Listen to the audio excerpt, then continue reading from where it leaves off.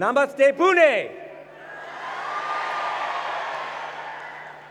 Hamai yakin hai, bavish yuva hai, aur bavish abhiye. More or less. Hello, Pune. We believe that youth are our future, and the future is now, and the future is here. Thank you so much. This is amazing. I can't believe we're pulling this off. Thank you so much for everyone who's here. It's a huge pleasure to be back in Pune, the first city I visited on my trip 5 years ago when we were just getting started to establish and introduce the Global Opportunity Youth Network.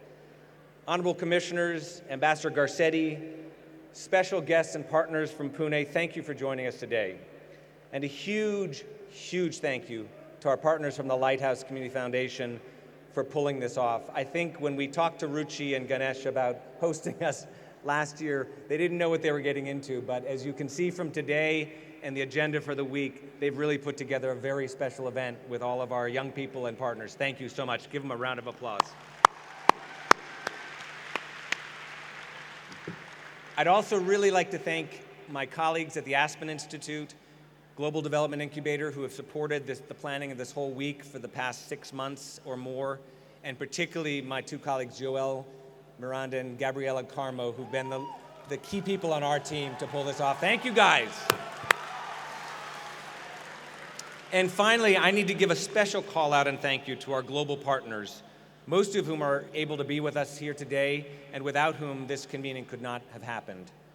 So thank you, Prudential Financial Inc., the Conrad and Hilton Foundation, the Kellogg Foundation, Catholic Relief Services, Western Union, the Vitol Foundation, Accenture, and Fundación Botner. It's really amazing that you guys have come to be with us, and for all your support, we are so, so grateful.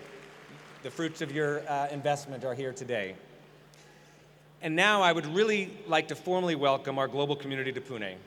This is our 5th annual convening and our 3rd in-person convening. 2 years ago, we gathered in Bogota, Colombia, for a special taste of Latin hospitality. Last year, we experienced the incredible vibrancy of the Swahili coast in Mombasa. And today, we kick off in Pune to celebrate the power, the creativity, energy of young people across the globe. We're thrilled to have youth leaders and colleagues from 10 countries and almost 20 GOYN communities, with the plans to grow to 30 by next year. And as we've done every year, the majority of our group, and in fact the majority in this amazing hall, are young people, supported by adult allies. In a moment in our world's history when there are so many forces trying to drive us apart, emphasize our differences instead of our common humanity, it is incredibly inspiring to me to bring this global community together across languages, cultures, religion, to share our vision for the fundamental right to decent work for youth. And as we'll hear from our guest speaker tomorrow, John Powell, we're also really inspired to bring his message of a world where belonging and purpose is not the exception, but the norm for every young person. In a minute, we're going to show a short video about the Global Opportunity Youth Network, but for those of you who are being introduced to it for the first time, the Global Opportunity Youth Network, or GOYN, is the first global network dedicated to opportunity youth, some 600 million around the world, where young people ages 15 to 35, they have the creativity, they have the talent, they have the energy and the drive, but they also have life circumstances that have created barriers to opportunity that we are committed to dismantling with them and all of you. We take an approach, thank you, yes.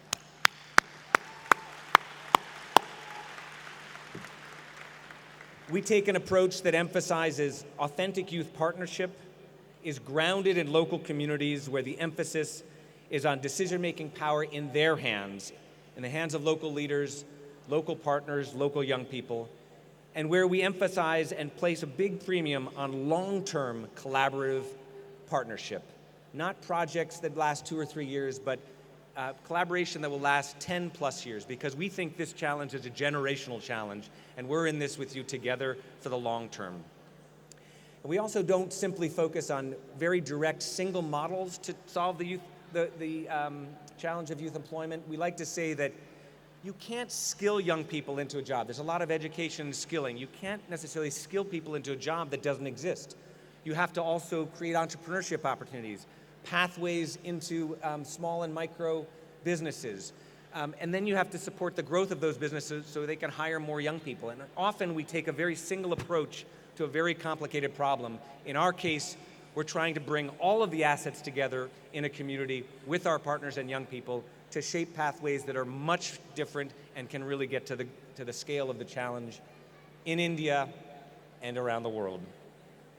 So with that, I'd like to close. Dhanyavad and Jai Hind. Did I get that right?